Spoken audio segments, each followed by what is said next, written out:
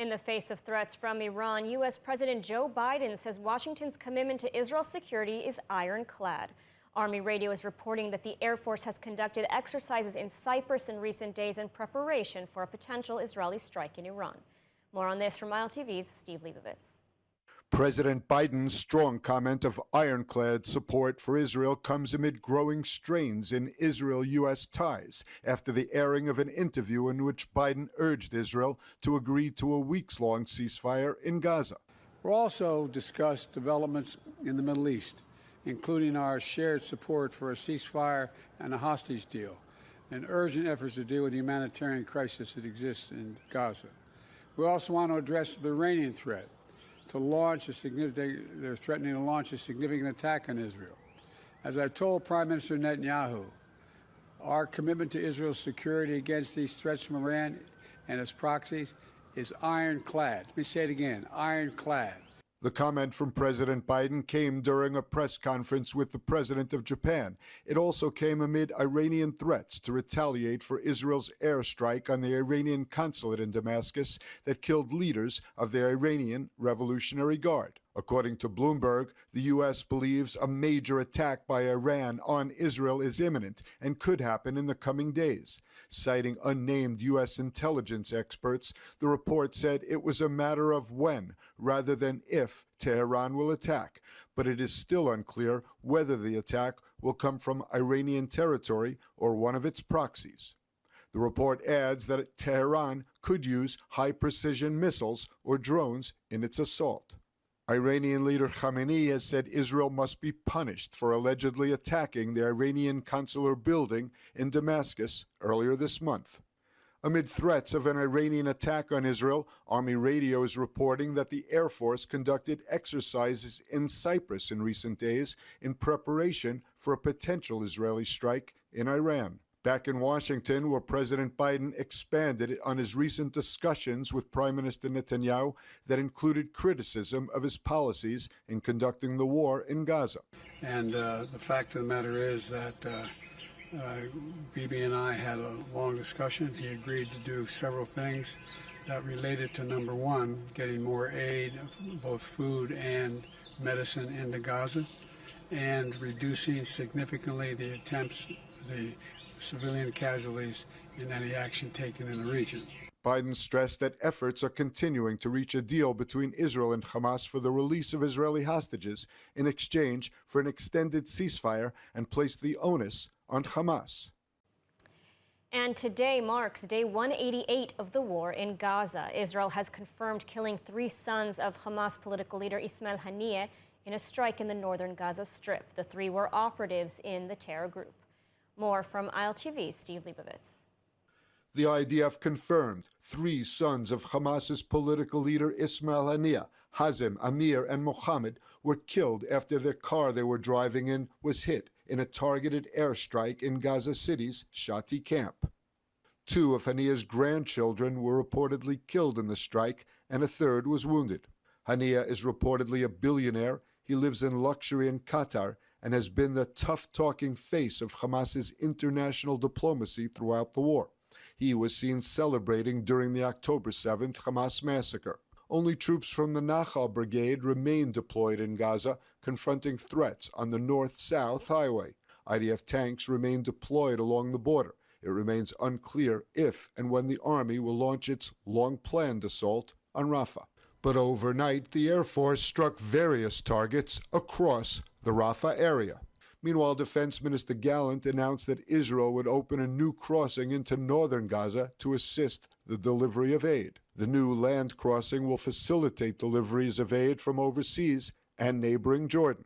It'll be located between the Israeli village of Zikim and the Palestinian village of As-Saifa. Gallant said that Israel plans to flood Gaza with aid and also streamline security checks and strengthen our work with international partners. Israel has accused the United Nations of undercounting aid entering Gaza and concealing its own distribution difficulties amid growing pressure on Israel to let in more relief supplies. Kojat insisted there is no limit to the amount of aid that can enter Gaza. If international organizations send it, Israel will facilitate.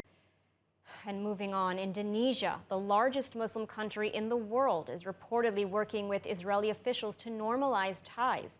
An historic move and a massive step forward in Israel's normalization mission with Muslim and Arab countries. A little bit of good news from ILTV's Devo Klein.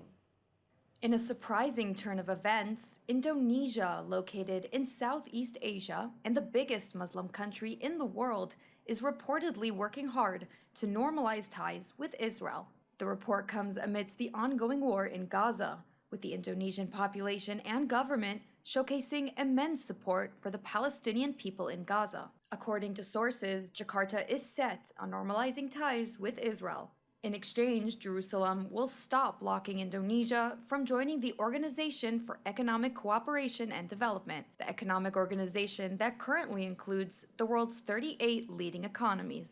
The report adds that the OECD has also been involved in the talks, which have been occurring discreetly for 3 months. Both Indonesian and Saudi normalization talks have been on ice since the start of the war in Gaza.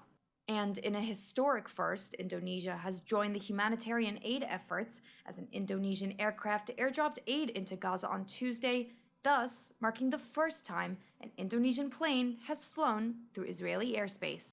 And hostage negotiations are ongoing in Cairo as mediators push the U.S. proposed plan.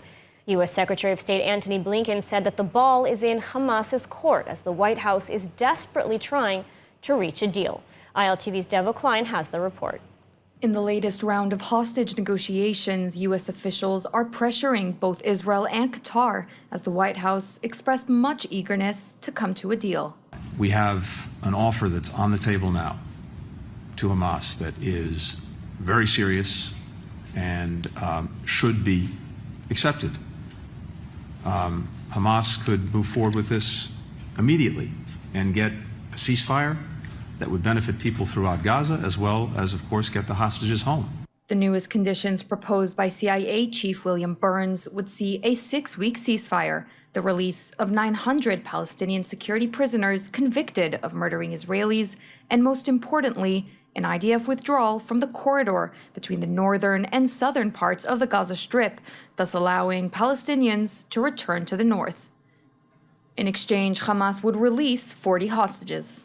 Yet Hamas has already clarified that they cannot comply to the release of 40 living hostages in the humanitarian categories because there are simply not enough. These criteria were approved by Israel on the condition that Israel can veto the release of certain prisoners and have the ability to release them internationally, preventing them from returning to Gaza and the West Bank. Hamas has noted that the deal does not fulfill any of Hamas's wishes, but is set to give a final answer soon. Israeli officials are speculating the Hamas will not accept due to the full withdrawal of IDF troops this week, a move that officials believe to have hurt negotiations, as Hamas would not compromise when so much was given to it for free.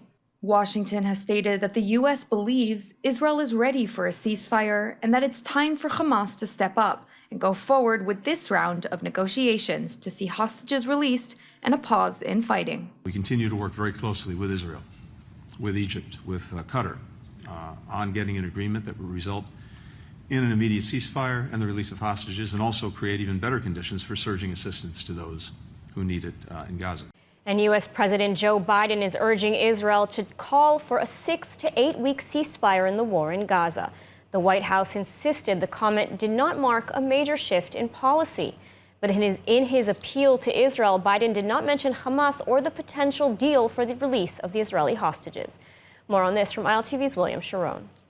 So what I'm calling for is for the Israelis to just call for a ceasefire, allow for the next 6-8 weeks total access to all food and medicine going into the country. I've spoken with everyone from the Saudis to the Jordanians to the Egyptians. They're prepared to move in. They're prepared to move this food in, and I think there's no excuse to not provide for the medical and the food needs of those people. The White House insisted the comment made before last week's call between President Biden and Prime Minister Netanyahu did not mark a major shift in policy.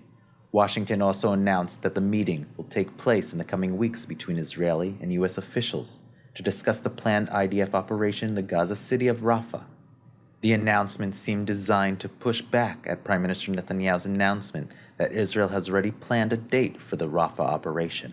No, we do not have a date for any Rafah operation, at least one that's been communicated to us by the Israelis. On the contrary, what we have is an ongoing conversation with Israel about any Rafah operation. The President's been very clear about our concerns, our deep concerns, about Israel's ability to move civilians out of harm's way. National Security Advisor Jake Sullivan praised Israel's willingness to let more aid into Gaza, but said it is not good enough.